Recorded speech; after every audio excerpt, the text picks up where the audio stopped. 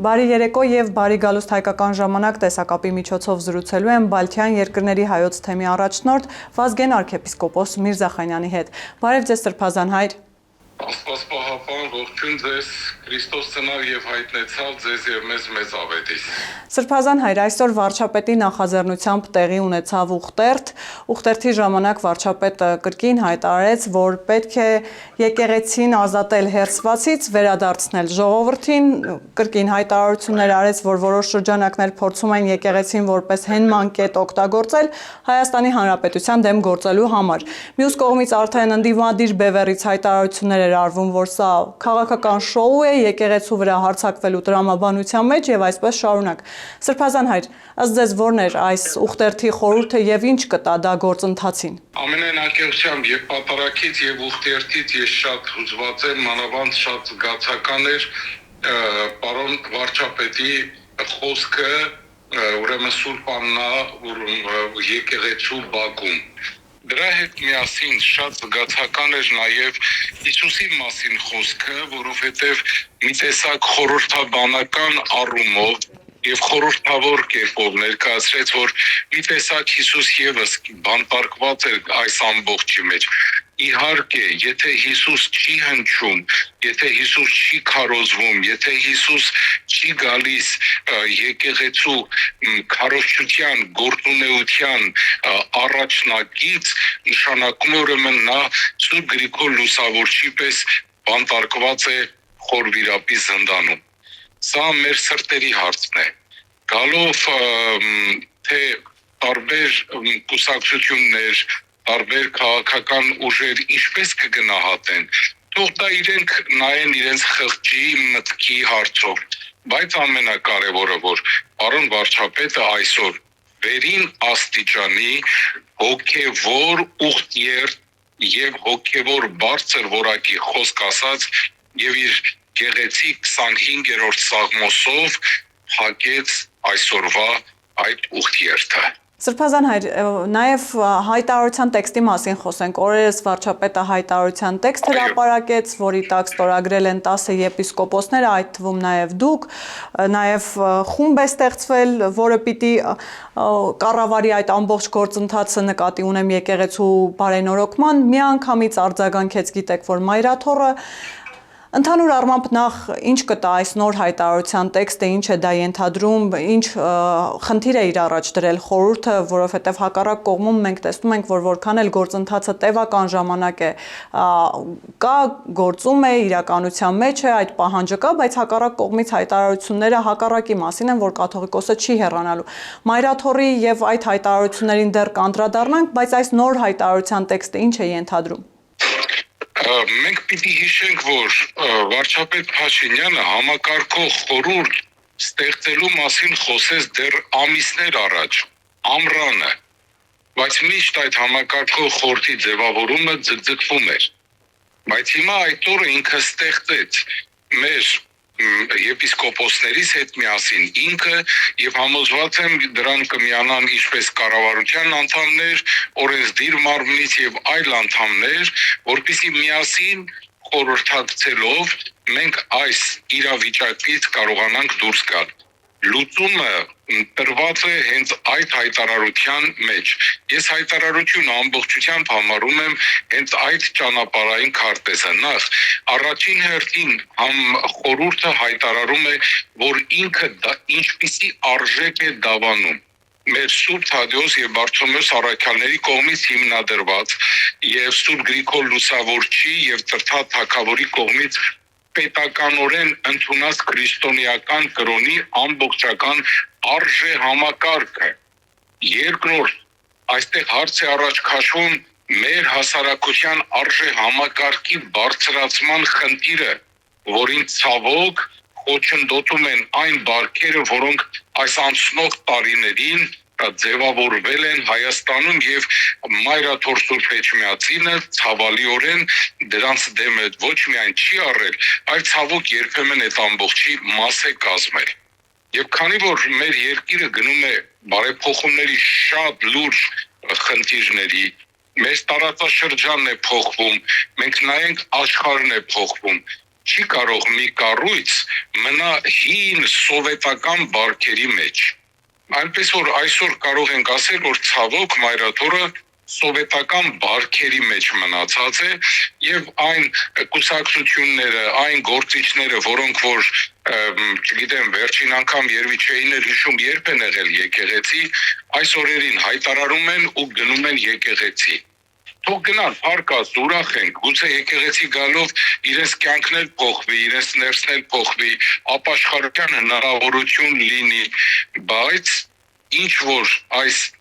սրբազանների հետ վարչապետը կնքեց եւ ստեղծեց համակարգող խորհուրդ, սա բացառիկ քայլ է մեր նոր պատմության մեջ եկեղեցի պետություն առողջ համագործակցության համար։ Որքան էլ որ մայրաթորը փորձի իր հայտարարություններով փորձի ստվերել այդ ուրեմն գործընթացը, փորձի ասել, թե ինքը սրբազան հայրերին հրավիրել է,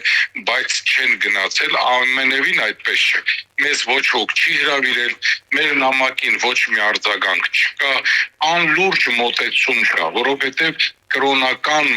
խնդիրով չեն մտածում, այլ քաղաքական։ Եվ դրա համար էլ իր շուրջը ամենայն հայոց կաթողիկոսի հավաքված են ոչ թե կրոնավորներ, հոգևորներ, այլ հավաքված են քաղաքական տարբեր կուսակցությունների ներկայացուցիչներ։ Եթե հոգևորով մտածվի, այս հարցը շատ արագ կլուծվի։ Սրբազան հայր, ձեր նախորդ հարցազրույցում նշել էիք, որ կաթողիկոսը անձամբ կցանկանար միգուցե հեռանալ, բայց նրան չեն թողնում։ Այ որտեղից այդ համոզմունքը եւ ովքեր չեն թողնում, ինչու չեն թողնում, դրանք ներքաղաքական շրջանակների մասին են, թե ավելի արտաքին քաղաքական ուժերի մասին եք խոսում։ Ես կարծում եմ, սիրելի Հերմինե, դա եւ ներսի եւ դրսից է։ Մենք չէ որ ներսում տարբեր ժողովների ենք մասնակցել, Գերագույն հոգևոր խորհրդի, եպիսկոպոսների եւ եղել են մեզ հետ տարբեր աշխարհիկ մարդիկ։ Եվ տեսել եմ, թե ինչ կերպով են նրանք այսպես ակցանի մեջ աղում ամենայն հայոց կաթողիկոսին, որ հանկարծ ինքը իրենց դրած այդ ճանապարհից չշեղվի։ Դուք չեք պատկերացնի ինչ է կատարվում, երբ որ հանկարծ նրանք տեսնում են, որ կաթողիկոսը ինչ որ մի այլ դիրքորոշում է ուզում արտահայտել որևէ մի հարցի շուրջ, դա անմիջապես բորբոքում է, ինչ որ ազդեցություններ, այնպես որ սա եւ ներսի եւ դրսի է։ Իհարկե, ես պիտի վստահաբար ասեմ, երբ որ վեհապարը մի օր Սուրբ Հոգու ներշնչանքով իր ճիշտ որոշումը կայացնի այս ամբողջի մեջ աղաղ եւ հանգստի կոչվելու եւ հնարավորություն տալու եկեղեցին առաջ գնալու, ոչ ոք չի կարող այլևս իր դեմն առնել, որովհետեւ վերջապես իր անձնական եւ հանրատական որոշումն է, ինչ էլ որ լինի։ Ուստի եւ խոսքս ամփոփելով ասեմ, թեև նկատելի է եւ արտաքին եւ ներքին ազդեցությունը, բայց միևնույն է, եթե ինքը վերջնական որոշում կայացնի, դա կլինի վերջնական վեճեր։ Ինքը դրա հնարավորությունը եւ իրավունքը ունի։ Սրբազան հայր, հետաքրքիր է, որ մայրաթորի հայտարարության մեջ նաև նշվում է, որ նման անխոհեմ քայլերը կարող են հանգեցնել հերձվածի ցավալի հետևանքներով։ Ինչի մասին է խոսքը եւ ինչ են ակնարկում մայրաթորից։ Եվ կամ անձամբ Ես ասած չգիտեմ այդ տեքստերն ով է գրում։ Նա ունի կրոնագիտական գիտելիքներ, երևի ունի։ Բայց հերձվածողի գոնե թող բացեն բացատրությունը բառարաններում կարծան ու տեսնեն հերձվածող ուրեմն հասկացությունը եւ այս ամբողջ գործողությունները իրար հետ կապ ունեն, իհարկե ոչ։ Ով է նոր եկեղեցի ստեղծում, ով է կանոններից հեռանում, ով է եկեղեցու ներսի գործերին միջամտում, ով է եկեղեցու դուռ փակում կամ ով է հոգևորականներին կամ հավատացյալներին արգելում հոգևոր ծիսակատարություն կատարել։ Միթե վարչապետն է անիրավի կարգալուծություններ անում մայրաթորում կամ կարգադրում պաշտոններ նշանակել, պաշտոններից ազատել տարբեր մարդկանց։ Այնպես որ այս հերձվածող, չգիտեմ ինչ, այս տերմինները արդեն օգնեցնող են եւ կամ կանոն ինչի մասին է խոսքը, չի կարելի այդ տերմինները, այդ հասկացությունները չի կարելի այդպես օգտագործել տեղին ու անտեղին եւ իմաստազրկել ամեն ինչ։ Եվ բացի դա ընդհանրապես եւ վարչապետ այսօր խոսեց եւ բոլորս ենք ասում, ինչ է նշանակում եկեղեցու դեմ, ինչ է նշանակում մենք գնում ենք եկեղեցին պաշտպանել, ումից եք պաշտպանում, ումից, եկեղեցու դեմ ով է գործել, երև իրենք են գործել եւ եկեղեցու դեմ, որովհետեւ եկեղեցուն ներքաշել են քաղաքական անցուդարձի մեջ, այդտեղ այո, իրենք շատ լավ եկեղեցու դեմ գործել են։ Սրբազան հայր, նաև խնդիրներ ունի, այդ խնդիրները լուծել է պետք, խնդրեմ։ Ասողիկ Կարապետյանը նաև հայտարարում է, թե ամեն ինչ ունի իր չափը եւ սահմանը, շատ հավանական է կգա մի պահ, որ վեհապար հայրապետը այլ քայլերի կանի։ Խոսքը վերաբերում է 10 եպիսկոպոսներին եւ ասում է, որ պիտի 10 եպիսկոպոսները հասկանան, փոխեն իրենց դիրքորոշումը կամ վեհապարը կարող է գնալ այլ քայլերի։ Սա ինչի մասին է խոսքը եւ ինչ է ակնարկում նաև Ասողիկ Կարապետյանը։ Անկեղծորեն Հերմինե ջան, չի ցանկանա եւ իր նման այդ հոգեվորականների խոսքերը մեկնաբանել, որովհետեւ ամենայն հայոց կաթողիկոսը կարգալուծության որևէ 10 եպիսկոպոսների եւ մեզ միացած այլևս ուրեմն հայր գուսանի 11 ենք մենք այլևս հայր գուսանի կարգալուծության հարց չի կարող բարձրացնել։ Եպիսկոպոսի կարգալուծության համար շատ լուրջ խնդիրներ պիտի առաջ գան։ Մենք կանոնի մեջ ենք, մենք մեր թեմերում ծառայության մեջ ենք։ Մենք չկա մի բան, որ կարող են ասել դուք շեղվել եք, շեղում եք արել, ոչ մի բան։ Երեք այսօր մենք նույն ծառայության մեջ ենք, մենք նույն հավատարմության մեջ ենք Էջմիածնին, ամենայն հայոց կաթողիկոսությանը, բայց մենք չենք ընդունում կաթողիկոսյան գործողությունները, որ ինքը այս 26 տարիներին, մանավանդ վերջին տարիներին, որ եկեղեցին ներքաշեց քաղաքականության մեջ եւ բավական լուրջ վնաս բերեց մեր եկեղեցուն։ Եվ Սրբազան հայր, կրկին վերադառնալով ուխտերթին,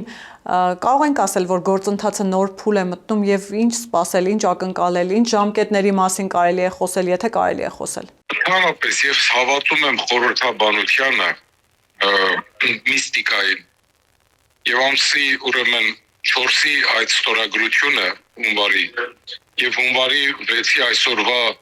ուխտերթը սա մեծ նշանակություն ունի։ Աստվածաշնչում շատ հետաքրքիր դրվագներ կան այս երևույթների մասին, քայլերթի ցանկությունների, մտածումների, որոնք կապված են մեր Աստծո հետ։